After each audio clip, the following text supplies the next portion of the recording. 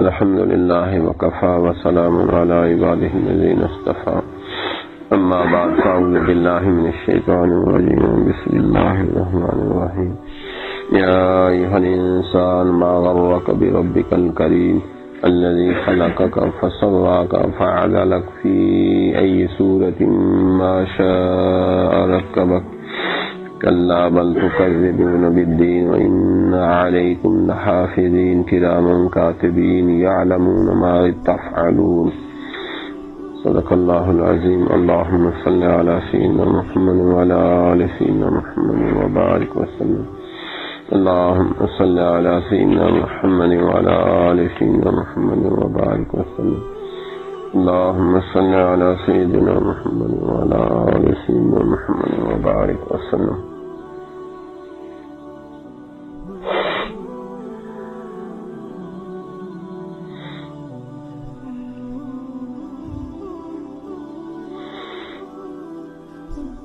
وَلَا ذِكْرُ اللَّهِ اکبر، اور اللہ کا ذکر سب سے اونچی چیز ہے.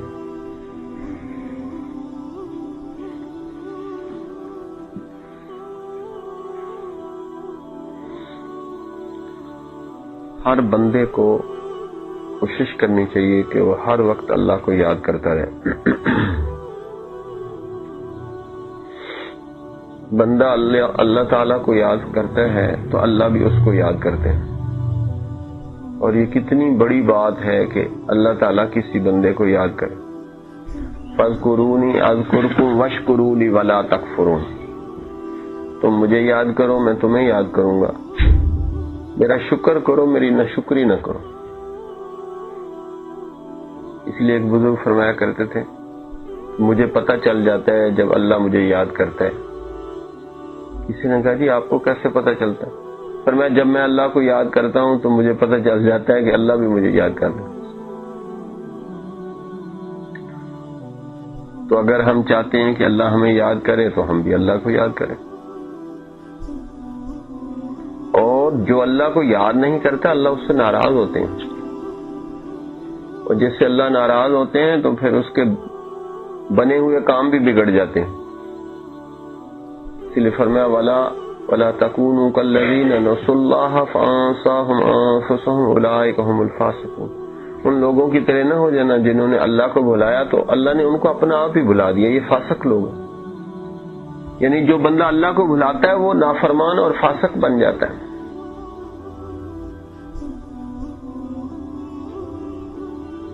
تو آج ہم اس کو معمولی سمجھتے ہیں، اور کئی گھنٹے بلکہ لوگ تو کئی دن جو ہے نا اللہ کو بھلا دیتے.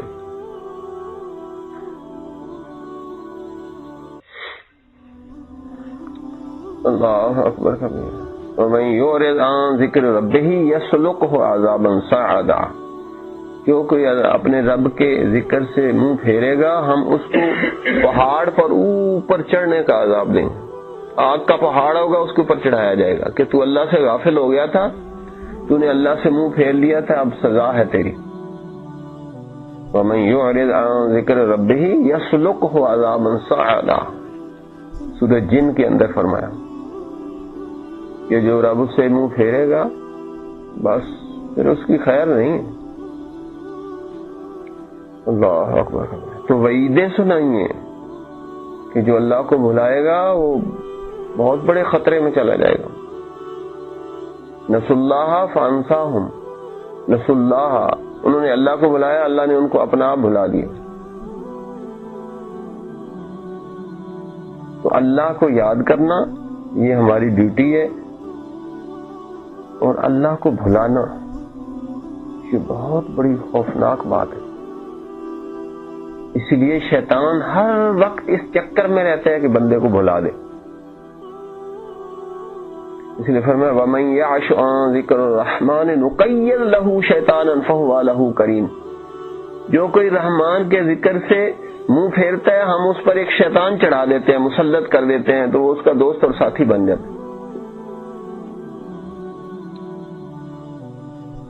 اگر کوئی ہائی جیکر ہو، اس نے ہوائی جہاز جیک کیا ہے تو اس کے پاس ہتھیار ہوتے ہیں، تو سب سے پہلے اس کے ہتھیار چھینتے ہیں. تو شیطان کے لیے بھی ذکر سب سے زیادہ خوفناک ایٹمی ہتھیار ہے، ایٹم بم ہے. تو سب سے پہلے وہ بندے سے ذکر بلاتا ہے. اسی لیے فرمایا استحوذ علیہم الشیطان فانساہم ذکر اللہ، شیطان نے ان پر قابو پا لیا اور ان کو اللہ کا ذکر بھلا دیا. تو جب شیطان کسی پر قابو پاتا ہے تو اس کو سب سے پہلے اللہ کا ذکر بلاتا ہے. اور اللہ کے ذکر بلانے کا طریقہ یہ ہے کہ اس کو غیر ضروری مصروفیات میں ڈال دیتا ہے. اب کوئی اخبار پڑھ رہا ہے، اللہ کو بھول گیا، اخبار ہی پڑھے جا رہا ہے. کوئی ٹی وی دیکھ رہا ہے، اللہ کو بھول گیا. کوئی گپ بازی کر رہا ہے، سیاست کی باتیں ہو رہی ہیں، اللہ کو بھول گیا. کوئی دوستوں میں ایسے فحش اور واہیات مذاق کر رہا ہے، اللہ کو بھول گیا. اس لیے ہمارے حضرت پیر غلام حبیب فرماتے تھے سب سے اعلیٰ قسم کا تقویٰ یہ ہے کہ بندہ ہر اس چیز کو چھوڑ دے جو اللہ کو بھلاتی ہے. یہ سب سے اعلیٰ قسم کا تقویٰ ہے. تو آج ہم اللہ کو بھولے ہوئے ہیں، پھر اللہ بھی ہم کو بھول جاتا ہے. جس کو اللہ بھلا دے تو اس کا تو کوئی ٹھکانا ہی نہیں. تو شیطان کا سب سے بڑا وار یہ ہے کہ بندے کو اللہ سے بھلا دیتا ہے، غافل کر دیتا ہے. اس لیے ذکر ہر وقت ضروری ہے، اور ذکر کے لیے اللہ نے شرط بھی کوئی نہیں رکھی. پاک ہے، ناپاک ہے، مصروف ہے، کھا رہا ہے، پی رہا ہے، جس حال میں ہے دل سے اللہ کو یاد کرو. وَاذْكُر رَبَّكَ فِي نَفْسِكَ أَيْ فِي قَلْبِكَ. مفسرین نے لکھا ہے کہ اپنے دل میں اپنے اللہ کو یاد کرو، اپنے نفس میں، اپنے جی میں، اپنے قلب میں. وَلَا تُطِعْ مَنْ أَغْفَلْنَا قَلْبَهُ عَنْ ذِكْرِنَا. آپ اس کا کہنا نہ مانے جس کے دل کو ہم نے اپنی یاد سے غافل کر دیا. یعنی اللہ تعالیٰ جب ناراض ہوتے ہیں تو دل کو اللہ سے اپنی یاد سے غافل کر دیتے.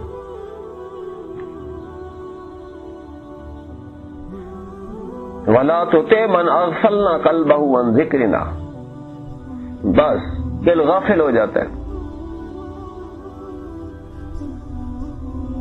اللہ اللہ اللہ. اور عقل مندوں کی کیا نشانی بتائی؟ الذین یذکرون اللہ قیاما وقعودا وعلی جنوبہم. کھڑے بیٹھے لیٹے ہر حال میں اللہ کو یاد کرتے ہیں، یہ عقل مند ہے.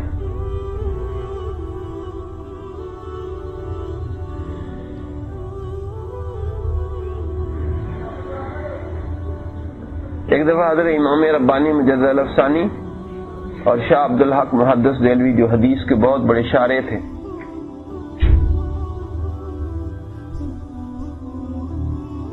ان کا تھوڑا اختلاف ہو گیا. ہم عصری میں اختلاف ہو جاتا ہے بندے کا. ایک زمانے کے لوگ ایک دوسرے کو نہیں مانتے. تو سرہند شریف کا ایک بندہ حضرت شاہ عبدالحق محدث دہلوی کو ملا اور کہا کہ بڑے لوگوں میں اختلاف نہیں ہونا چاہیے، چھوٹے لوگوں کو مسئلہ گڑبڑ ہو جاتا ہے ان کا. وہ پھر دیکھتے ہیں کہ ہم کیا کریں، ہم کدھر جائیں. تو انہوں نے کہا کہ آؤ قرآن سے پوچھتے ہیں کہ حضرت امام ربانی کون ہے، کیسے. تو انہوں نے کہا ٹھیک ہے، وضو کر کے نا ایسے قرآن مجید کو کھولا کہ جو آیت سامنے آئے گی ہم دیکھیں گے حضرت امام ربانی کا وہی مقام ہوگا. تو ایسے قرآن کو جو کھولا تو سامنے آیت آئی رجال اللہ تلہیہم تجارت ولا بیع عن ذکر اللہ، کہ یہ ایسے آدمی ہیں کہ ان کو تجارت اور خرید و فروخت بھی اللہ کی یاد سے غافل نہیں کر سکتی. وہ تو امام طریقہ ہے. بس حضرت نے کہا کہ میری توبہ، میرا کوئی اختلاف نہیں ہوتا. تو رجال اللہ، تو اللہ نے کہا جڑیں ہیں، پنجابی میں کہتے ہیں جڑیں ہیں، مرد ہیں، مرد مومن ہیں جن کو تجارت اور خرید و فروخت بھی اللہ کی یاد سے غافل نہیں کرتے. ہمارے سلسلہ نقشبندیہ کے امام الطریقہ حضرت بہاؤالدین نقشبند بخاری رحمۃ اللہ علیہ، وہ فرماتے ہیں کہ میں حج پر گیا تو میں حیران ہو گیا. دو چیزوں سے میں حیران ہو گیا. ایک اس چیز سے کہ مینا کے بازار میں ایک بندہ لاکھوں کا سودا کر رہا تھا. میں نے اس کے دل کی طرف توجہ دی تو اس کا دل اللہ اللہ کر رہا تھا. لاکھوں میں وہ سودا کر رہا ہے اور دل اللہ اللہ کر رہا ہے. اور پھر میں اس بات سے بھی حیران ہو گیا کہ میں نے ایک بندے کو دیکھا جو کعبے کے پردے کو پکڑ کے دنیا مانگ رہا ہے، کہ وہ لاکھوں کروڑوں میں کھیل رہا ہے پھر بھی اس کا دل اللہ اللہ کر رہا ہے. اور یہ عین اللہ کے در کو پکڑ کے بھی دل اس کا غافل ہے.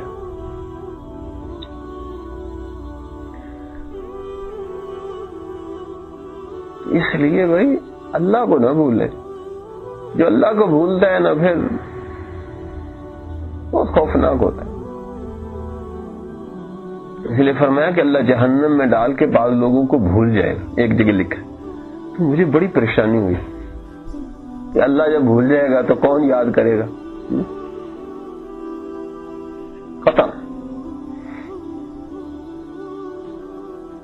اس لیے اگر ہم آج اللہ کو نہیں بھولیں گے تو کل اللہ بھی ہمیں نہیں بھولے گا قیامت والے دن. اگر آج ہم اللہ کو بھول جائیں گے تو پھر اللہ بھی بھول جائے گا. اس کو کیا پرواہ ہے. اللہ الصمد, اللہ تو بے نیاز ہے.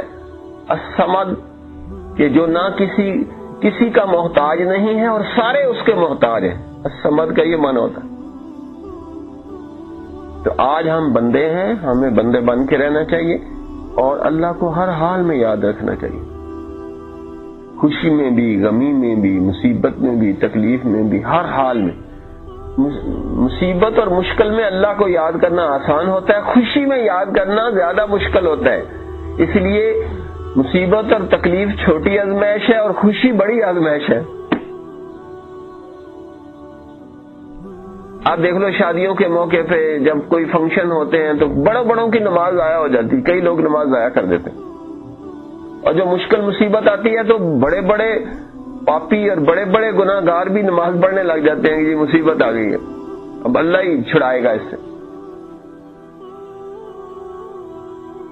اسی لیے فرمایا وَلَقَدْ خَلَقْنَا الْإِنسَانَ فِي كَبَدٍ, بے شک ہم نے انسان کو مشکل مصیبت میں رہنے والا بنایا. آپ تھوڑے سے قریب ہوتے ہیں.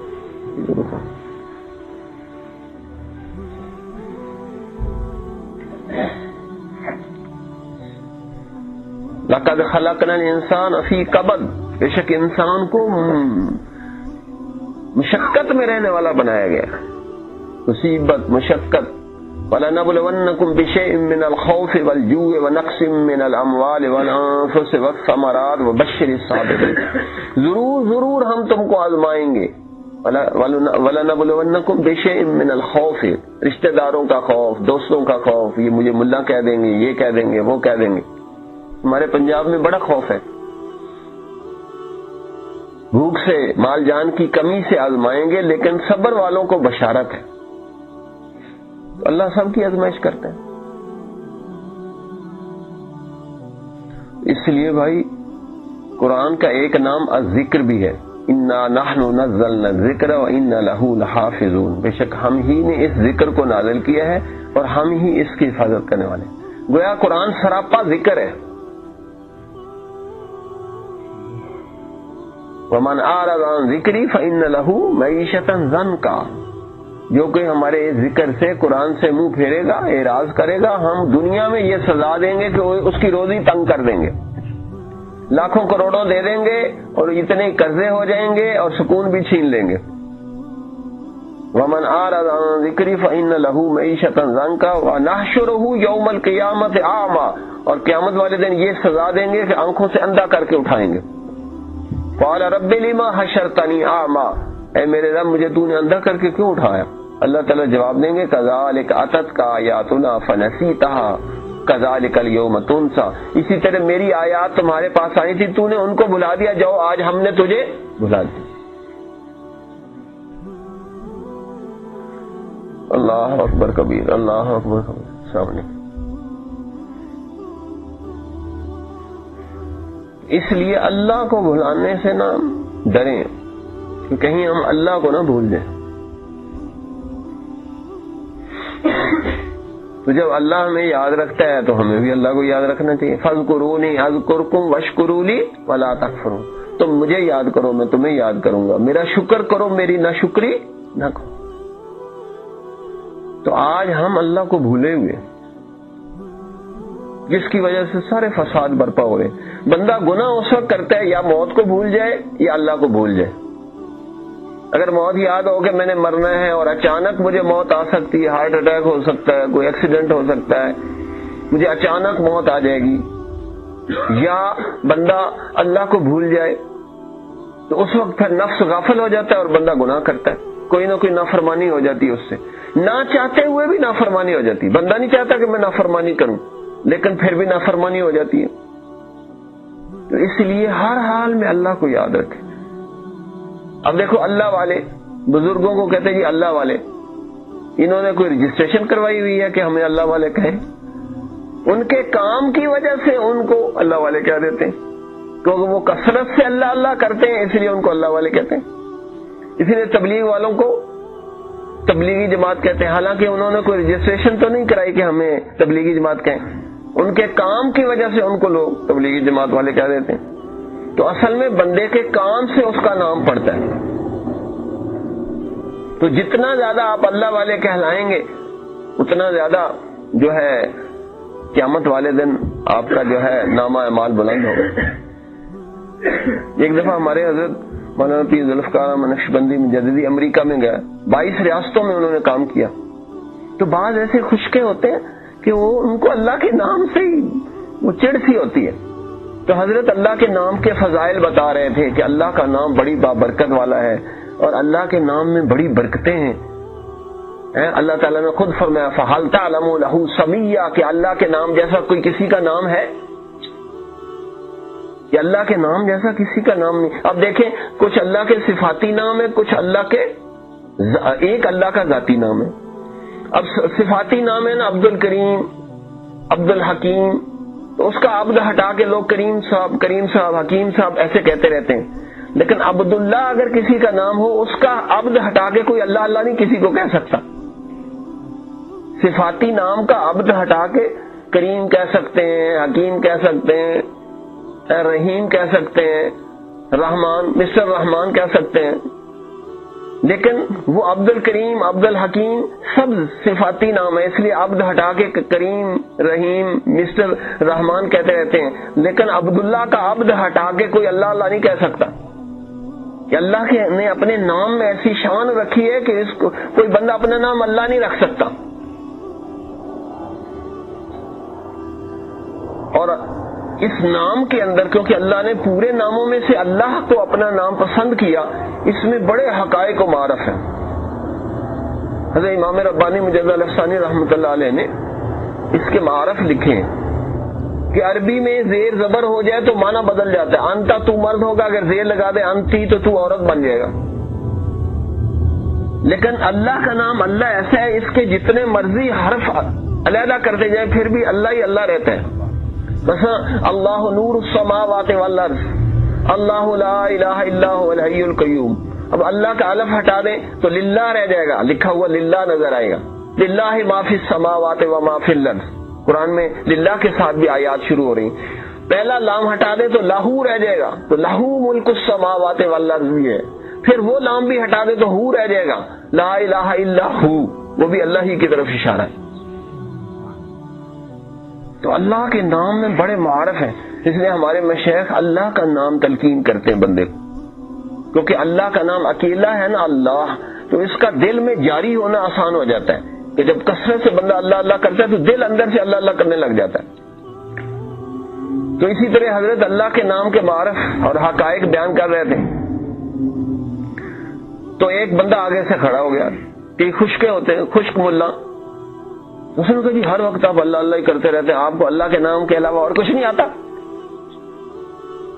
تو جس کے نام میں اللہ کی محبت کا جنون ہو تو وہ تو پھر ایسا جواب دے گا کہ وہ اگلا ہی حیران ہو جائے گا. تو جب اس نے ایسی بے ادبی کی, حضرت نے اس کے آگے ایسے ہاتھ جوڑ کے کہا خدا کے واسطے قیامت کے دن اللہ کے دربار میں جب بڑے بڑے نبی بڑے بڑے لوگ کھڑے ہوں گے, یہی گواہی دے دینا جو تو کہہ رہا ہے کہ یا اللہ اس بندے کو تو تیرا نام لینے سے ہی فرصت نہیں تھی.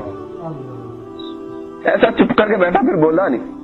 کہ تو اس کو معمولی سمجھتا ہے کہ اللہ کا نام اللہ. اللہ اکبر کبیر. اس لیے حضرت مولانا رشید احمد گنگوہی فرماتے ہیں کہ کوئی بندہ اللہ کا نام اللہ جتنی مرضی غفلت سے لے پھر بھی اس کے اوپر اثر ہوگا, جتنی مرضی غفلت. اس لیے واقعہ نا مشہور کہ ایک کافر رام رام رحمان کر رہا تھا اور اس کے نام سے رحمان نکل گیا. تو آواز آئی یا عبدی, اے میرے بندے کیا مانگتا ہے؟ تو فرشتے نے کہا یا اللہ اس نے تو بھول کے کہہ دیا. کہا جیسے مرضی کہہ دیا, نام تو میرا لیا, اگر میں بھی جواب نہ دوں تو پھر بت میں اور مجھ میں کیا فرق ہے؟ تو اللہ اتنے کریم ہے، فرمایا یا ایھا الانسان ما غرک بربک الکریم، اے انسان رب کریم کے بارے میں تجھے کس چیز نے دھوکے میں ڈالا ہوا؟ تو اگر آج ہمیں اللہ کے نام سے محبت ہو جائے، یقین کریں اللہ تعالیٰ اس بندے کو دوزخ میں نہیں ڈالے گا، کیونکہ جب بندہ کثرت سے اللہ اللہ کرتا ہے اس کے رگ و ریشے پورے جسم کے اندر سے اللہ اللہ کی آواز آنے لگ جاتی ہے۔ یہاں ہم کسی کا نام کثرت سے لیں تو اس کا جسم کے اوپر اثر ہو جاتا ہے، تو اللہ کا نام تو یہ اسم اعظم ہے، اور اسم اعظم وہ ہوتا ہے کہ جس نام کے ساتھ دعا کی جائے اخلاص کے ساتھ، اللہ تعالیٰ اس دعا کو قبول فرما لیتا ہے۔ اس لیے قرآن حکیم میں سب سے زیادہ کثرت سے اللہ کا نام اللہ استعمال ہوا ہے۔ اس کو اسم اعظم کہتے ہیں، اسم ذاتی بھی کہتے ہیں، اسم جلالہ بھی کہتے ہیں۔ ایک ہندو لڑکا مسلمان ہوا، کسی نے پوچھا کہ آپ کیوں مسلمان ہوئے؟ اس نے کہا میں نے ہندو مت، جین مت، وید، یہ ہندوؤں کی کتابیں وید اور انجیل، تورات، ساری کتابیں پڑھی۔ پھر مجھے کسی نے کہا قرآن بھی پڑھو۔ کہنے لگا میں نے قرآن پڑھا شروع سے آخر تک۔ کہنے لگا میں ایک چیز سے بڑا متاثر ہوا کہ کوئی کتاب لکھنے والا لکھتا ہے تو وہ کہتا ہے جی اگلے ایڈیشن میں کوئی غلطی ہوئی تو صحیح کر دیں گے، اس میں کوئی نہیں لکھا ہوا کہ اگلے ایڈیشن میں غلطی صحیح درست کر دیں گے، ہر ایڈیشن ہی درست ہے قرآن کا۔ اور دوسرا کہنے لگا میں حیران ہو گیا کہ کوئی کتاب لکھنے والا شروع میں نہ اپنی تعریف لکھ سکتا ہے نہ اپنا نام لکھ سکتا ہے، تو قرآن میں شروع میں اللہ نے اپنا نام لکھا ہوا ہے اور اپنی تعریف کی ہے۔ میں نے کہا یہ کسی بندے کی کتاب نہیں، یہ اللہ ہی کی کتاب ہے، اللہ ہی ایسا کر سکتا ہے۔ تو میں اللہ کا نام اللہ پڑھ کے مسلمان ہو گیا کہ بسم اللہ، کہ اللہ کے نام سے شروع ہو رہی ہے۔ پھر دوسری آیت الحمدللہ رب العالمین۔ اب کوئی بندہ اپنی کتاب کے شروع میں اپنی تعریف کر سکتا ہے؟ کوئی بھی کتاب نہیں اس کی پڑھے گا کہ یہ تو بڑا متکبر ہے، اپنی تعریفیں خود کر رہا ہے۔ تو قرآن کی ایک ایک آیت معجزہ ہے۔ کافروں کئی کتابیں لکھی گئی، ہم کیوں مسلمان ہوئے، ہم کیسے مسلمان ہوئے، تو اس میں نئے نئے اینگل سے لوگوں نے قرآن کو دیکھا ہے۔ وہ کافر تو اپنے نقطہ نظر سے دیکھتے ہیں نا۔ ایک دوست نے مجھے واقعہ سنایا کہ امریکہ میں وہاں تو کو ایجوکیشن ہے، تو ایک عربی تھا وہ بھی پڑھتا تھا اور کچھ امریکی لڑکیاں بھی تھی، ایک ننس جو ان کی راہبہ ہوتی ہیں وہ بھی پڑھتی تھی۔ تو کہنے وہ طنز اور تنقید کرتی رہتی تھی، مسلمان ٹیررسٹ ہیں، فلاں ہیں فلاں ہیں، پروپیگنڈے کا زمانہ ہے۔ اس نے کہا بھی میں دیکھو بحث نہیں کرتا آپ سے، یہ ہے ہمارا قرآن، اس کو ہم مانتے ہیں، اگر بڑی تمہیں تکلیف ہے نا تو اس کو پڑھو، اس میں سے غلطیاں نکالو، جو تمہیں اس میں غلطیاں نکل آئے نا پھر میرے سے بحث کرنا، بلا وجہ نہیں میں تیرے سے بحث کرنے کے لیے تیار۔ تو وہ کہلے وہ جنونی انگریزی کا ترجمہ اس نے 4-5 مہینے میں دن رات پڑھا ختم کر دیا۔ اب قرآن تو قرآن ہے۔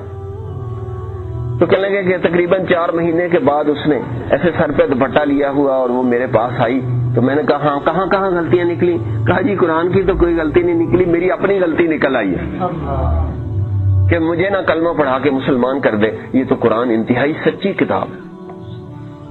اس وقت میں نے ریسرچ کی ہے کہ اتنے لوگ جو ہے ہم مسلمانوں کے ذریعے مسلمان نہیں ہو رہے جتنے قرآن کی سٹڈی کر کے مسلمان ہو رہے ہیں۔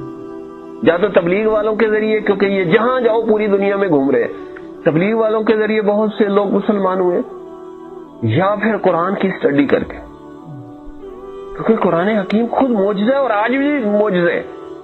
اگر کوئی اس کو ہدایت کی نیت سے پڑھے اللہ اس کا دل دماغ بدل دیتا ہے، کیونکہ جب بندہ قرآن پڑھتا ہے تو ڈائریکٹ اس کے اوپر انوار و تجلیات آنے شروع ہو جاتے ہیں۔ جس آیت کا وہ ورد زیادہ رکھے گا اس کی انوارات آئیں گے اس کے اوپر۔ تو آج بھی قرآن کئی حساب سے معجزہ ہے کہ دنیا میں کوئی کتاب بغیر سمجھے آپ پر اثر نہیں کر سکتی، لیکن دنیا میں واحد اللہ کا قرآن ایسا ہے، قاری باسط کی آواز ہو، سورہ الرحمن پڑھی جا رہی ہو، جس کو قرآن نہیں بھی سمجھ آتا قرآن اس پہ بھی اثر کرتا ہے۔ پھر حیرانی کی بات کہ قرآن کے الفاظ اثر کریں گے آپ کے اوپر، اسی قرآن کا ترجمہ آپ نہیں پڑھ سکتے اس انداز سے جس تجوید کے ساتھ ہم قرآن پڑھتے ہیں، وہ ترجمہ وہ اثر نہیں کرے گا جو اللہ کے الفاظ اثر کریں گے۔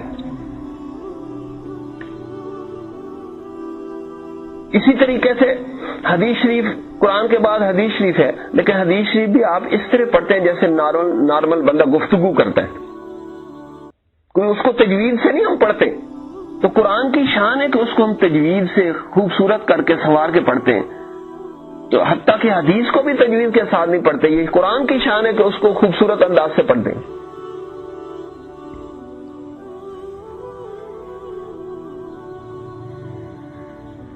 پھر اس قرآن کو اگر ہم لوگوں کے سامنے اس انداز سے پیش کریں کہ پوری دنیا میں کوئی کتاب اس طرح یاد نہیں ہو سکتی جس طرح قرآن یاد ہو جاتا ہے۔ ایک 7 سال کا بچہ قرآن کا حافظ بن جاتا ہے، 90 سال کا ایک بوڑھا، ہمارے حضرت کے دوست تھے کراچی کے اندر، 90 سال اس کی یہ ساری بھویں ہر چیز سفید ہو گئی، ریٹائرڈ ہوا، اس نے قرآن یاد کرنا شروع کیا۔ 90 سال جب بندے کے حواس جواب دے جاتے ہیں، 90 سال کی عمر میں اس نے قرآن حفظ کر لی۔ تو یہ اور کسی کتاب میں نہیں ایسی جو ہے معجزہ کہ وہ اتنی عمر میں جا کے حفظ ہو جائے اور اتنی چھوٹی عمر میں بھی حفظ ہو جائے۔ اب یہ معجزہ ہے، ہم مسلمان اس کو کافروں کے سامنے اس کو پراپر طریقے سے پیش نہیں کرتے۔ اگر ہم یورپ کے سامنے اور ان لوگوں کے سامنے قرآن کی فذکر بالقرآن من یخاف وعید، اللہ تعالیٰ فرمایا قرآن کے ذریعے لوگوں کو نصیحت کریں، اس کو صحیح طریقے سے ہم کافروں کے سامنے پیش کریں تو اثر ہو جائے، کیونکہ جو قرآن حکیم کے ڈائریکٹ الفاظ کے اندر تاثیر ہے وہ کہیں تاثیر نہیں ہے۔ ایک دفعہ ہمارے حضرت امریکہ میں گئے، پہلے زمانے کی بات ہے، 90 کے قریب، تو وہاں ایک نا سینٹرل فیتھ کونسل بنی ہوئی تھی، تو جہاں نا ہر مہینے وہ انہوں نے کونسل بنائی تھی، چیئر رکھی ہوئی تھی کہ یہ جین مت، بدھ مت، ہندو مت، یہ سارے مت مارے ہوئے، اور ساتھ عیسائیت، یہودیت اور مسلمان۔ اب ایک دفعہ ایک پی ایچ ڈی ڈاکٹر گیا تو انہوں نے فقہ کے مسئلے پوچھنے شروع کر دیے، اس کو بیچارے کو کیا پتا، تو انہوں نے اس کو ناک آؤٹ کر دیا کہ جی تم ایسے ہو، تم تو آتا کچھ نہیں۔ دوسری دفعہ ایک مولوی صاحب گئے تو انہوں نے ان سے ڈارون کی تھیوری، آئنسٹائن کے نظریات پوچھنے شروع کر دیے، وہ ان کو نہیں پتا۔ تو لوگوں نے ہمارے حضرت سے کہا کہ آپ کو جدید قدیم دونوں علوم آتے ہیں؟ آگے ہوتا ادھر ہو جاؤ مولانا، آگے ہو جاؤ، کچھ نہیں، میں کچھ نہیں کہوں گا یار۔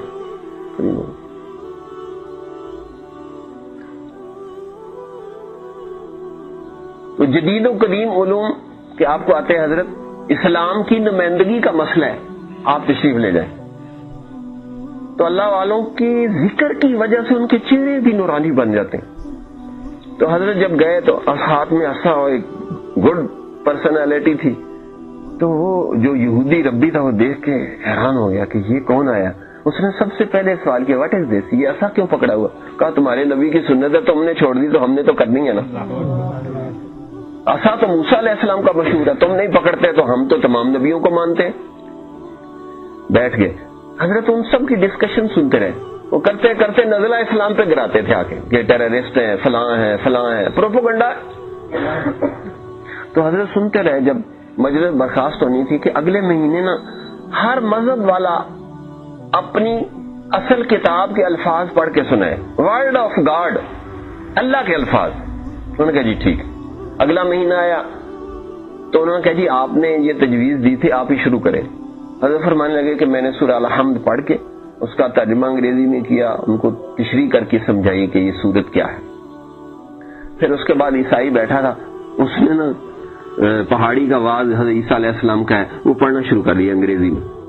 میں نے نقطہ اعتراض اٹھایا کہ جی یہ بات طے ہوئی تھی کہ اللہ کے الفاظ، یہ تو اب ترجمہ سنا رہے ہیں، ترجمہ نہیں ہم سنتے، ہمیں اصل اللہ کے الفاظ سنائے، سریانی یا عبرانی جس زبان میں بھی انجیل نازل ہوئی ہے وہ سناؤ۔ اب ان کے پاس وہ تو ہے ہی نہیں۔ اب یہودی آگے بیٹھا تھا، وہ بھی ترجمہ لے کے بیٹھا تھا۔ اب وہ حیران کہ میں نے پڑھی تو انہوں نے پھر وہی بات کرنی ہے جو عیسائی سے کی ہے۔ تو اس ربی نے، کیونکہ ان کے وہ اس کو ربی کہتے ہیں، اس نے کہا مسٹر ذوالفقار اس وقت میں ان تمام لوگوں کو گواہ بنا کے کہتا ہوں اس وقت پوری دنیا میں سوائے مسلمانوں کے پاس کسی کے پاس اللہ کے الفاظ نہیں۔ کہتے ہیں نا حق تو وہ ہے جس کی دشمن بھی گواہی دے دے، کیونکہ قرآن حکیم ایسا انٹرنیشنل ٹروتھ ہے، بین الاقوامی سچائی ہے کہ اس کی نظریات چیلنج نظریات ہیں، کوئی اس کو توڑ نہیں سکتا، اللہ کا کلام ہے۔ لیکن ہم اس وقت اس کو پوری دنیا کے سامنے پیش نہیں کر رہے۔ جیسے پیش کرنا چاہیے کہ ہم پوری دنیا کو چیلنج دیں کہ یا سورت کوثر جیسی کوئی سورت بنا کے دکھاؤ یا کلمہ پڑھ کے مسلمان ہو. اس وقت ہم میں سے ہر مسلمان کی یہ ذمہ داری ہے کہ ہم قرآن کا ترجمہ تفسیر پڑھیں، اس کو سمجھیں، پہلے خود عمل کرنے کی کوشش کریں اور پھر دوسروں تک پہنچائیں. حتیٰ کہ اللہ کے نبی صلی اللہ علیہ وسلم فرمایا بلغوا انی ولو آیا، اگر ایک آیت آتی ہے اس کو بھی آگے پہنچاؤ. اور جب بندہ نیت کر لیتا ہے نا تو اللہ اس کی ضرور مدد فرماتے ہیں. نیت کر لیتا ہے، حدیث میں آتا ہے اللہ تعالیٰ جس کے ساتھ بھلائی کا ارادہ کرتا ہے اس کو دین کی، قرآن کی سمجھ عطا فرما دیتے ہیں. تو پھر اللہ تعالیٰ، وہ کمزور بندہ ہوتا ہے لیکن اللہ اپنے دین قرآن کا علم دے کے اس کو آگے سے آگے پہنچا دیتا ہے. تو یہ بھائی پاور ہے، نالج از اے پاور. اور قرآن سے بڑا نالج کیا ہو سکتا ہے؟ اس لیے اس وقت قرآن حکیم کے اندر غور و فکر کرنا چاہیے، سوچنا چاہیے، اور اس نیت سے دیکھے کہ یہ شیشہ میں اس کے اندر اپنا چہرہ دیکھ رہا ہوں کہ کس آیت پہ میں عمل کرتا ہوں، کس کو چھوڑتا ہوں، کس پر عمل کرتا ہوں، کس کو چھوڑتا ہوں. دیکھنا پھر کہ یہ قرآن کس طریقے سے آپ کو، آپ کے اندر باہر کو بدل کے رکھ دے. تو یہی آیات جو آج کے درس میں ہے، یا ایھا الانسان ما غرک بربک الکریم، اے انسان رب کریم کے بارے میں آپ کو کس چیز نے دھوکے میں ڈالا کہ اللہ تو کریم ہے، مہربان ہے، رحیم ہے، آپ اس سے معافی نہیں مانگتے. ہم سفر میں جاتے ہیں، کبھی پاؤں پہ پاؤں آ جائے، اس کا پاؤں زخمی ہو جائے نا تو کہ جی سوری معاف کر دیں. دوسری دفعہ، اب تیسری دفعہ سوری کر دے، ہر کوئی کہتا ہے جی معاف کر دو، اس نے سوری کر لی. تو سوچیں اگر ایک انسان اس کا پاؤں زخمی ہو گیا اور جو ہے اس کو تکلیف ہو گئی لیکن وہ سوری کر رہا ہے، دوسرا بندہ اس کو حالانکہ تکلیف بھی ہو رہی ہے لیکن پھر بھی وہ کہتا ہے جی معاف کرنا ہی پڑے گا کیونکہ اس نے سوری کر لی، حالانکہ اس میں ہزاروں خامی ہیں.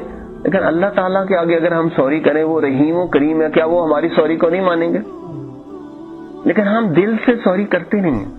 پھر جب معافی مانگ بھی لیتے ہیں پھر نافرمانی شروع کر دیتے ہیں.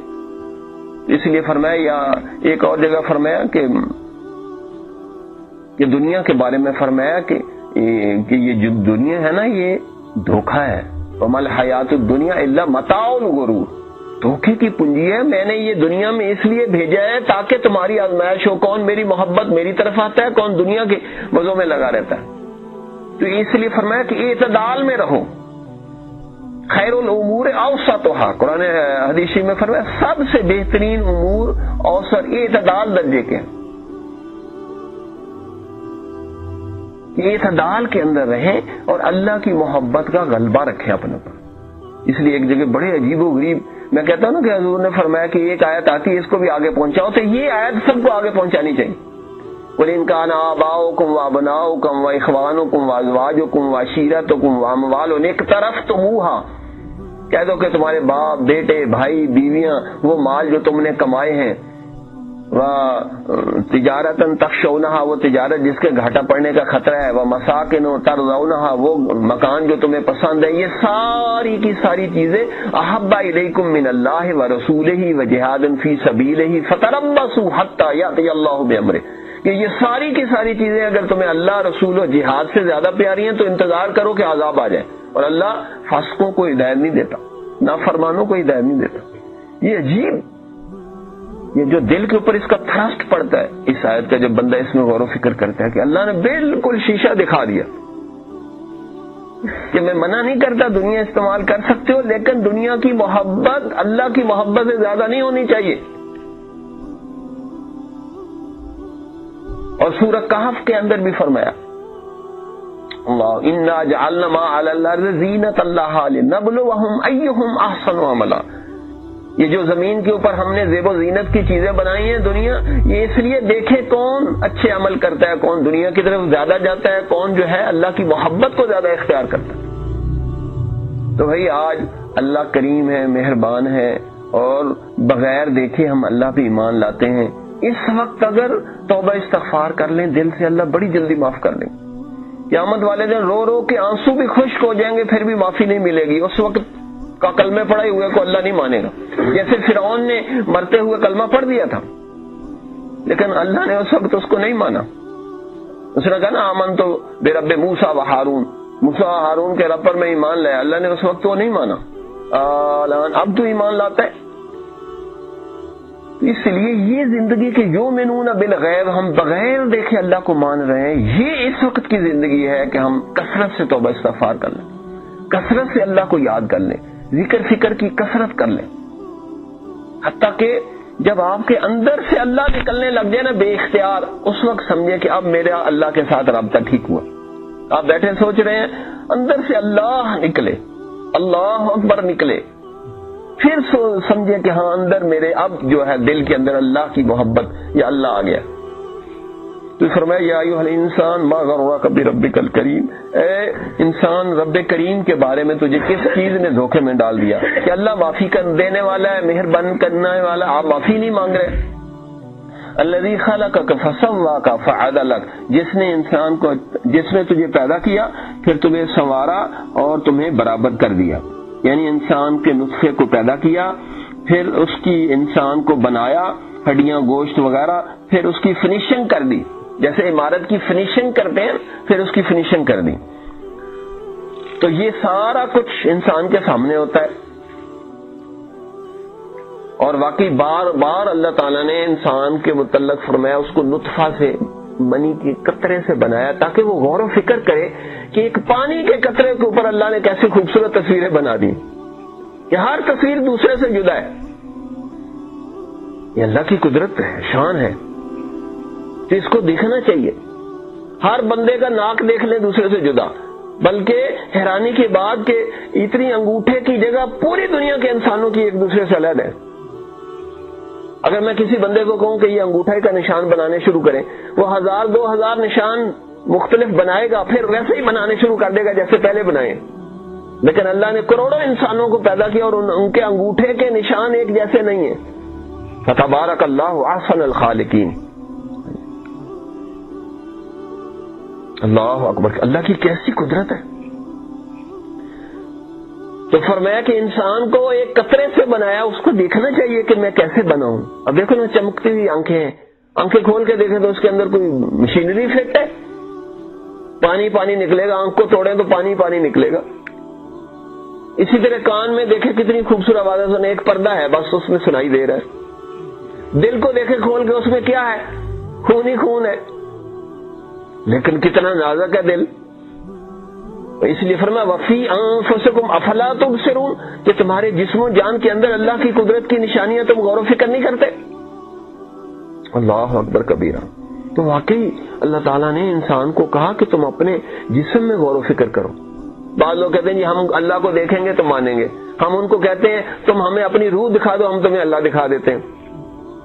روح تمہارے جسم، جان، آنکھ، دل، دماغ، ہر جگہ روح موجود ہے۔ جو ایک انگ کے اندر چیز موجود ہے روح، وہ تم اس کو نہیں دیکھ سکتے، تو اللہ تو روح سے بھی زیادہ باریک بھی ہے، لطیف ہے، تم اس کو کیسے دیکھ سکتے ہو؟ تو اللہ نے اپنی قدرت کی نشانیاں انسان کے جسم کے اندر رکھ دی۔ اب دیکھو نا، روح آتی ہے ماں کے پیٹ میں، روح ہزاروں بندوں کے سامنے نکل جاتی ہے، کسی کو کچھ پتہ ہی نہیں چلتا کہ روح کیا ہے۔ یسألونک عن الروح قل الروح من امر ربی وما اوتیتم من العلم الا قلیلا۔ آپ سے روح کے متعلق پوچھتے ہیں، فرمایا روح ایک اللہ کا علم ہے، اس کا علم تمہیں بڑا تھوڑا دیا گیا ہے، قلیلا، بہت تھوڑا علم ہے تمہارے پاس روح کا۔ تو روح کی حقیقت کو اللہ ہی جانتے ہیں۔ جب روح کو ہم نہیں پہچان سکتے تو اللہ تو روح سے بھی زیادہ لطیف ہے۔ اس لیے اللہ تعالیٰ کو صرف بندہ ذکر کی کثرت سے دل میں محسوس کر سکتا ہے، اللہ کو دیکھ نہیں سکتا۔ اس لیے اکبر الآبادی نے کہا تو دل میں تو آتا ہے، سمجھ میں نہیں آتا، بس میں جان گیا تیری پہچان یہی ہے کہ اللہ دل میں آتے ہیں، سمجھ میں نہیں آتے۔ فلسفی کو بحث میں خدا ملتا نہیں، دور کو سلجھا رہا ہے، سرا ملتا نہیں۔ تو اللہ دل میں آتے ہیں۔ اس لیے ایک حدیث قدسی ہے کہ نبی صلی اللہ علیہ وسلم فرمایا، اللہ تعالیٰ فرماتے ہیں نہ میں زمینوں میں سما سکتا ہوں، نہ میں آسمانوں میں سما سکتا ہوں، میں بندہ مومن کے دل میں سما جاتا ہوں۔ اسی لیے فرمایا وَاذْكُرْ رَبَّكَ فِي نَفْسِكَ، اپنے دل میں اپنے رب کو یاد کرو۔ تو اس لیے دل انسان کے جسم میں سب سے اونچی چیز ہے۔ تو اللہ نے اس جسم کے اندر دل بھی بنا دیا، اور آگے فرمایا کلا بل تکذبون بالدین، ہرگز نہیں بلکہ تم تو روز جزا سزا کو جھٹلاتے ہو. فی ای صورت ما شاء رکبک، پھر جس صورت میں چاہا تمہیں جوڑ دیا، ہر بندے کی صورتیں علیحدہ بنا دی ہے جی. تو اسی طرح فرمایا نہیں، یہ سب کچھ دیکھنے کے باوجود تم جو ہے اس بات کو مانتے نہیں، بلکہ تم روز جزا سزا کو جھٹلاتے ہو، اس وجہ سے سارا کام خراب ہے. تھوڑا آگے ہو جائے.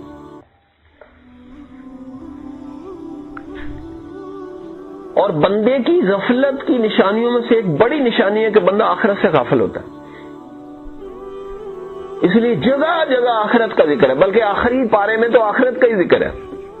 اس لیے ایک جگہ فرمایا کلا بل یخافون الآخرہ، ہرگز نہیں بلکہ یہ آخرت سے نہیں ڈرتے. تو بھائی آخرت کا عقیدہ اور خوف خدا یا اللہ کی محبت، یہ دو چیزیں ہیں جو بندے کی غفلت کو سب سے زیادہ دور کرتی. یا تو اللہ کی شدید ترین محبت ہو جائے، یا پھر بندہ اپنے سوچے کہ اگر مجھے اچانک موت آ جائے کیا بنے گا میرا. اور کم از کم بندہ زندگی میں یہ برابر کام رکھے کہ 8 گھنٹے دنیا پہ لگاتا ہے تو 8 گھنٹے روز قبر آخرت کی فکر میں لگائے، تب قیامت والے دن چھوٹے گا. ٹو بی سیف سائڈ رہنے کے لیے 8 گھنٹے اس دنیا میں کے لیے لگائیں کہ جس میں زندہ رہنے کا کوئی یقین نہیں ہے کہ گھنٹے کے بعد موت آ سکتی ہے، اور مرنے کے بعد خربوں سال ہمیشہ رہنا ہے، اس کے لیے بھی 8 گھنٹے لگائیں تاکہ دین دنیا برابر ہو جائے. تو اس لیے اللہ تعالیٰ نے فرمایا بل تؤثرون الحیات الدنیا والآخرۃ خیر وابقیٰ ان ھذا لفی الصحف الاولی صحف ابراہیم وموسیٰ، بلکہ تم دنیا کو ترجیح دیتے ہو، پریفر کرتے ہو، حالانکہ آخرت اچھی اور باقی رہنے والی ہے. یہ پہلے صحیفوں میں، موسیٰ ابراہیم کے صحیفوں میں اللہ نے پہلے بھی لکھا، قرآن میں بھی لکھا، اور بتا بھی دیا یہ بات اتنی اہم ہے کہ میں نے پہلے صحیفوں میں بھی لکھا ہے، قرآن میں بھی لکھا ہے کہ دنیا کو پریفر نہ کرنا، پریفر آخرت کو کرنا. اللہ اکبر کبیرہ. اور ایک جگہ عجیب بات فرمائے وَلَوْ بَسَطَ اللَّهُ الرِّزْقَ لِعِبَادِهِ لَبَغَوْا فِي الْأَرْضِ، اللہ تعالیٰ فرماتے ہیں اگر میں ہر بندے کا رزق وسیع کر دوں تو دنیا میں بغاوت ہو جائے. قرآن کی آیت ہے وَلَوْ بَسَطَ اللَّهُ الرِّزْقَ لِعِبَادِهِ لَبَغَوْا فِي الْأَرْضِ، اگر ہر بندے کو کروڑوں پتی، لاکھوں پتی اور اربوں پتی بنا دے، کوئی کسی کو سلام بھی نہیں کرے گا. تو غریب کر کے بھی آزماتا ہوں، امیر کر کے بھی آزماتا ہوں، دونوں طرح سے آزماتا ہوں. اور امیری بڑی آزمائش ہے، غریبی تھوڑی آزمائش ہے، کیونکہ جتنا مال دولت عہدہ اور حکومت ہوگی اتنا بڑا حساب دینا پڑے گا. اور ایک جگہ فرمایا اَیَحْسَبُونَ أَنَّمَا نُمِدُّهُم بِهِ مِن مَّالٍ وَبَنِينَ نُسَارِعُ لَهُم فِي الْخَيْرَاتِ بَل لَّا يَشْعُرُونَ. عجیب و غریب آیات ہے. کیا انہوں نے یہ سمجھا ہے کہ جس کو ہم مال اور بیٹے دے رہے ہیں ان کے ساتھ بھلائی کر رہے ہیں؟ نہیں، یہ ہمارے پکڑنے کا طریقہ ہے. لوگوں کو شعور ہی نہیں ہے. مال دے دیا، بیٹے دے دیے، وہ غافل ہو گیا اور غافل ہو گیا، بس موت آ گئی، ختم. اس کے تو کپڑے بھی یہیں اتار لیں گے، نہلا کے محل بھی اتار لیں گے. اللہ اکبر. بعد والے رشتہ دار اس کا مال پیسہ کھائیں گے اور یہ اکیلا وہاں جو ہے حساب دے گا قبر میں. تو قرآن حکیم نے پیپر آؤٹ کر دیے کہ تم یہ کرو گے میں یہ جواب دوں گا. انسان کہے گا کہ مجھے یا اللہ ایک موقع دے دے دنیا میں جانے کا، لو ان لنا کرۃ فنکون من المؤمنین، ایک موقع دے دے. اللہ تعالیٰ فرمائیں گے اولم نعمرکم ما یتذکر فیہ من تذکر وجاءکم النذیر، کیا میں نے تمہیں اتنی 60 سال عمر نہیں دی تھی کہ جس نے سوچنا سمجھنا تھا سوچ سمجھ لیتا؟ اور تمہارے پاس ڈرانے اور سمجھانے والے لوگ بھی آئے تھے، تم نے سنی نہیں ان کی. اور قرآن خود بذات خود دائی ہے اور واضح نصیحت کرتا ہے بندے کو، اور واقعی بندے کے رونگٹے کھڑے ہو جاتے ہیں. اللہ نزل احسن الحدیث کتاب متشابہ مثانیہ تقشعر منہ جلود الذین یخشون ربهم ثم تلین جلودهم وقلوبهم الى ذکر اللہ، کہ قرآن سے بندے کے رونگٹے کھڑے ہو جاتے ہیں. لو انزلنا هذا القرآن على جبل لرأيته خاشعا متصدعا من خشیۃ اللہ، کہ اگر ہم پہاڑ پہ نازل کر دیتے پہاڑ ریزہ ریزہ ہو جاتا. اللہ اکبر کبیرہ. کیونکہ ہم سمجھتے نہیں ہیں، غور و فکر نہیں کرتے، اس لیے ہمارے اوپر پورا صحیح اثر نہیں ہوتا. ورنہ بندے کے لیے ایک آیت کافی ہے، ایک آیت کافی ہوتی ہے. بعض اوقات بندہ اس آیت کو دہرائے 150 دفعہ، وہ دل دماغ کو نرم کر دیتی ہے وہ آیت. اس لیے یہ آیت میں خود بھی دہراتا ہوں، آپ لوگوں کو بھی دہرانی چاہیے. اللہ تعالیٰ اتنا بڑا حوصلہ ہے کہ کسی کا اتنا حوصلہ نہیں. اس کے باوجود اللہ تعالیٰ نے فرمایا وما قدر اللہ حق کا قدر. لوگوں نے اللہ کی قدر نہیں کی جیسے قدر کرنے کا حق تھا. میں خود اس کو دہراتا ہوں تاکہ اپنے جرم کا احساس رہے کہ ہم نے اللہ کی قدر نہیں کی. الرحمن فاسأل بہ خبیرا. رحمان کی شان پوچھنی ہے کسی خبردار سے پوچھے. تو بندے کو اپنے جرم کا احساس ہوتا ہے کہ مجھے اللہ کی قدر کرنی چاہیے, میں نے قدر نہیں کی. اچھا اللہ نہیں نظر آتے تو اللہ کے قرآن کی تو قدر کر لیتے. ایک دفعہ میں گجرانوالہ کینٹ میں فوجیوں سے خطاب کر رہا تھا. میں نے کہا دیکھو لاکھوں کروڑوں کی تم نے کوٹھیاں بنائی, کوئی ہاتھ کھڑا کرے جس نے آج تک ایک قرآن لے کے مسجد میں رکھا ہو. کسی کا کوئی کنٹریبیوشن ہے قرآن کی خدمت میں؟ کروڑوں کی لاکھوں کی کوٹھیاں بنائیں, 100 روپیہ بھی قرآن پہ نہیں لگایا. قیامت والے دن حکم ہوگا خذوہ فغلوہ, ذرا پکڑو ان کو. تم لوگوں نے اپنے مال پیسے میں قرآن کا کوئی حصہ نہیں رکھا, قرآن کی خدمت کے لیے کوئی چیز, کوئی ادارہ, کوئی چیز بھی قائم نہیں کی آپ نے. اللہ اکبر کبیرہ. تو بھائی قیامت والے دن اگر کسی نے گناہ کیے ہوں گے تو ہاتھ پاؤں گواہی دیں گے, لیکن جس نے نہ کوئی قرآن کو سیکھا, نہ سمجھا, نہ آگے پھیلایا, نو کنٹریبیوشن, اس کا قرآن کی خدمت میں کوئی حصہ نہیں ہوگا, اس کے خلاف اللہ کا نبی گواہی دے گا اور یہ آیت پڑھ کے گواہی دیں گے وقال الرسول یا رب ان قوم اتخذوا هذا القرآن مهجورا. اور رسول کہیں گے میرے رب میری اس قوم نے قرآن کو چھوڑ دیا تھا. تو آج عملی طور پہ ہم نے قرآن کو چھوڑ دیا. حضرت شاہ ولی اللہ فرماتے ہیں ایک زبانی انکار کریں تو کافر ہو جائیں گے, ایک عملی طور پہ قرآن آج ہم نے چھوڑا ہوا کہ نہ خود سیکھتے ہیں, سمجھتے ہیں, نہ لوگوں تک پہنچاتے ہیں. ایک دفعہ ایک جاپانی نے دبئی میں مسلمان ہو گیا ہے بیان کیا, اور اس نے نا بیان کرتے کرتے کہہ دیا کہ عربیوں تم ظالم ہو. اور ظالم کافر کے معنوں میں قرآن میں استعمال ہوتا ہے. انہوں نے پروٹیسٹ اور احتجاج کیا, کھڑے ہو گئے, اس نے کہا بیٹھو میں سمجھاتا ہوں. وہ لوگ نہیں بیٹھے, کہیں گے اچھا پھر سنو. وہ نیا مسلمان تھا, اس میں جوش جذبہ بھی بڑا تھا. اس نے کہا وہ ظالموں سنو, ہم جاپانیوں نے TV, VCR, dish, cable, mobile, پتہ نہیں کیا کیا علائیں بلائیں بنائی ہیں, یہ ساری چیزیں ہم نے تمہارے شہروں میں نہیں تمہارے گھروں تک بلکہ تمہارے بیڈ روم تک پہنچا دی. اور ظالموں یہ چیزیں ہم نے تمہارے مقدس شہروں مکے مدینے تک بھی پہنچا دی جہاں تک نہیں پہنچنی چاہیے تھی. اور ظالموں تمہارے پاس کلمہ اور قرآن تھا, تم یہی ہم تک نہیں پہنچا سکے. سم بکم عمی فہم لا یعقلون. چپ کر کے بیٹھ گئے سب. من حیث القوم ہم سب مجرم ہیں کہ جو قرآن کی خدمت کرنی چاہیے تھی ہم وہ نہیں کر رہے. اس قرآن کی خاطر اللہ کے نبی نے اپنا دانت شہید کروائے, پیشانی زخمی ہوگی, لیکن ہمارا تو کبھی ایک پتھر بھی نہیں ہم نے کھایا, ایک گالی بھی نہیں کھائی کسی سے. تو اس لیے اس جرم کا احساس ہونا چاہیے کہ من حیث القوم ہم مجرم ہیں کہ ہم نے قرآن کی جو خدمت کرنی چاہیے تھی وہ نہیں کر سکے. تو اللہ تعالیٰ ہمیں قرآن کی صحیح معنوں میں خدمت کرنے کی توفیق نصیب فرمائے. کہہ رہا ہوں جنوں میں کیا کیا کچھ تو سمجھے خدا کرے کوئی, کچھ بھی نہ کہا اور کچھ کہہ بھی گئے, کچھ کہتے کہتے رہ بھی گئے, فقیرانہ آئے صدا کر چلے, میاں تم خوش رہو ہم دعا کر چلے. آخر دعوانا الحمدللہ رب العالمین. اللہم صلی علی سیدنا محمد وعلی آل سیدنا محمد. یا اللہ ہم سب کی خطاؤں کو معاف فرما, یا اللہ اپنا قرب اور محبت نصیب فرما, یا اللہ میری اور ان سب کی خطاؤں کو معاف فرما. یا اللہ ہم سب گناہگار ہیں, یا اللہ گناہوں کو معاف فرما. یا اللہ لوگ دنیا میں آخرت میں روئیں گے, آہو زاری کریں گے, معافی مانگیں گے. یا اللہ آج ہم بغیر دیکھے تیرے پہ ایمان رکھتے ہیں, ہم سب اس وقت اپنی چھوٹے بڑے ظاہر پوشیدہ جو کیے گناہ جو بھول گئے, یا اللہ سب کی معافی مانگ رہے ہیں. یا اللہ ہم سب کو معاف فرما دے. یا اللہ ہم سب کو اپنا قرب اور محبت نصیب فرما. یا اللہ قرآن کی دامے درمے سخنے وقت ہر حیثیت سے ہمیں اپنے کلام کی خدمت کرنے کی توفیق عطا فرما. یا اللہ اپنے قرآن کا عشق و جنون نصیب فرما. یا اللہ اپنے قرآن کی محبت نصیب فرما. یا اللہ ہمیں قرآن حکیم کو پوری دنیا کے کونے کونے تک پہنچا دینا چاہیے تھا, لیکن ہم یا اللہ غافل بیٹھے. مولا ہماری اس غفلت کو دور فرما اور ہمیں قرآن کو لے کر دریاؤں میں, ہواؤں میں, فضاؤں میں, دنیا کے کونے کونے تک لے جانے کی توفیق عطا فرما. یا اللہ تیرے نبی نے اس قرآن کے لیے مارے کھائیں, پتھر کھائے, جسم زخمی کرا لیا. یا اللہ ہمیں بھی اپنے دین کی خاطر سب کچھ قربان کرنے کی توفیق عطا فرما. یا اللہ ہمارا جسم, ہماری جان, ہماری اولادیں, ہمارا مال, یا اللہ سب کچھ اپنے قرآن کی خدمت کے لیے قبول فرما لے. یا اللہ اپنے قرآن ایمان کی خدمت کے لیے قبول فرما لے. یا اللہ من کو بلا اللہ، تو جس کو قبول کرتا ہے بغیر وجہ کے قبول کر لیتا ہے. یا اللہ ہم سب کو بھی قبول فرما لے. یا اللہ قابلیت نہیں ہے، یا اللہ قبولیت عطا فرما دے. یا اللہ ہم سب کو قبولیت عطا فرما دے. یا اللہ جو کچھ کہا سنا ہے مجھے اور ان سب کو اس پر عمل کرنے کی توفیق نصیب فرما. یا اللہ جو مانگا ہے وہ بھی عطا فرما، جو نہیں مانگ سکے اپنے فضل سے عطا فرما. یا اللہ تو کریم ہے، کریم اس کو کہتے ہیں جو بغیر مانگے بھی دے دیتا ہے. یا اللہ تو ہزاروں چیزیں بغیر مانگے دے رہے، ہمیں سچی توبہ کی توفیق عطا فرما. ہمارے والدین، عزیز رشتہ دار، یا اللہ جو بھی قریب دور کے فوت ہو گئے، یا اللہ ان سب کی کمیوں کو تاہی معاف فرما اور ان کو ان کی قبر کو جنت کا باغ بنا. اور یا اللہ ہمیں سب کو بھی یا اللہ قبر آخرت کا غم فکر نصیب فرما. یا اللہ ہم غافل ہوئے پھر رہے ہیں، نفس اور شیطان ہمارے اوپر غلبہ پائے ہوئے ہیں. یا اللہ ہمیں بھی قبر آخرت کا غم فکر نصیب فرما دے.